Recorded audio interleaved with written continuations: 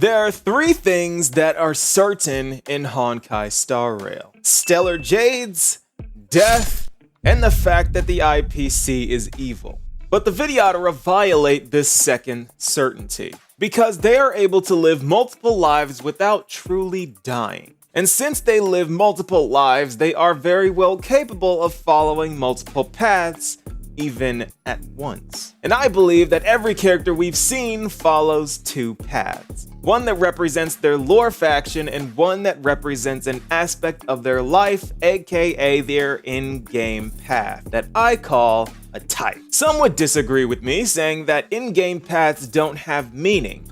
But one, that's boring, and two, Hoyo does not do things for no reason. And me proving this has spiraled into a series where I have explained why Topaz is Hunt and why Black Swan is Nihility, among a bunch of others that you can find in a playlist right here. But today I am dedicating this video to talking about one of our first companions, Cold Dragon Young, aka Dan Heng, who has two different paths and two different versions of himself. And I will explain why this is. Honkai Star Rail in-game paths explained. So let's talk about our nameless archiver aboard the Astral Express and former High Elder Vidyadhara of the Shenzhou, Dan Heng. So first things first, Dan Heng is Vidyadhara, and this is essential information to understand, so let's explain this first. Known today as one of the three long-life species of the Shenzhou, this race originates from the deceased Aeon of Permanence,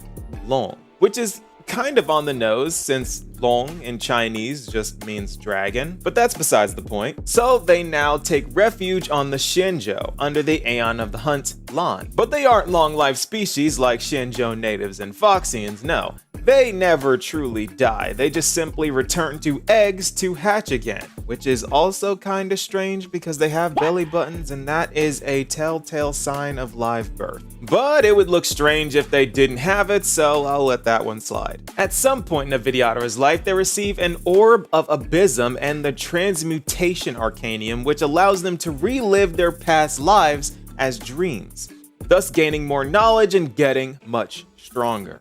Okay, so that's the dragon people in a nutshell. So let's talk about Dan Heng. You see, Dan Heng is both a hunt type character and a destruction type character, both following the path of the Trailblaze. And this is because both of these types tell the story of his life and his current motivation. Because Dan Heng wasn't always Dan Heng. His former name was Dan Feng, who committed a heinous crime that caused him to be forced into reincarnation. And after rehatching, Dan Feng was born into shackles and shame. Dan Feng lived a lot of his early life in the shackling prison, still serving out his sentence because what he did managed to get him time even after the death sentence. And after his release, he witnessed the disgusted stares of his own people. And since his memories are gone, this evil criminal Dan Feng isn't someone he's even familiar with, but he still shares his name and likeness. So he decides to change both. Donning the look we see him with now, he changed his name to Dan Heng and left the Shenzhou, running from his home that represents everything he hates about himself. But even aboard ships going to and fro in the stars, Dan Heng is still pursued by the demons of his past in the form of Blade, a member of the High Cloud Quintet who is now Mars-struck due to Dan Feng's actions. He is an immortal swordsman who relentlessly chases Dan Heng with the sole goal of killing him as an act of true vengeance. And it didn't matter how many times Dan Heng cut this man down, he would return time and time again, dedicated to killing him for a crime he hardly remembers committing. But Nova, you say, how does this make Dan Heng hunt type? Doesn't he want to leave the Shenzhou behind? And the answer is yes, he does. But you have to understand what the Aeon of the Hunt does. You see, Lan wanders endlessly between worlds to destroy the undead beings that once poisoned their homeworld. And when they strike, they don't worry about friend or foe. Just like how Dan Heng now wanders from world to world aboard the Astral Express, and even though it is against his will, he is forced to continuously destroy his former friend, who was cursed by the abundance that poisoned his homeworld. Trailblaze? hunt. So now that I've explained what this form of Dan Heng represents, let's move on to the form that represents the successor of the Azure Dragon, commander of the clouds of the rain, and Vidyadhara High Elder, Vidyadhara Lunay. And just like in Chinese, this title is long, or long, you get it. But the reason why Dan Heng and Vidyadhara Lunay is destruction type lies in the way Dan Heng sees this form. Because you see, in Vidyadhara Lunay is Dan Heng's true form, but it's also Dan Feng's true form. Let me explain. In the hundreds of years Dan Feng defended the Xianzhou, he erased every trace of reputation he had in an event known as the Sedition of Vidyadhara Lunay. In this tragic event, the High Cloud Quintet, comprised of Dan Feng, Jing Liu, Ying Xing, Bai Heng, and our general, faced off against the Emanator of Abundance, Shu Hu. And in this war, Bai Heng met her tragic end. And this loss possibly hit Dan Feng harder than anyone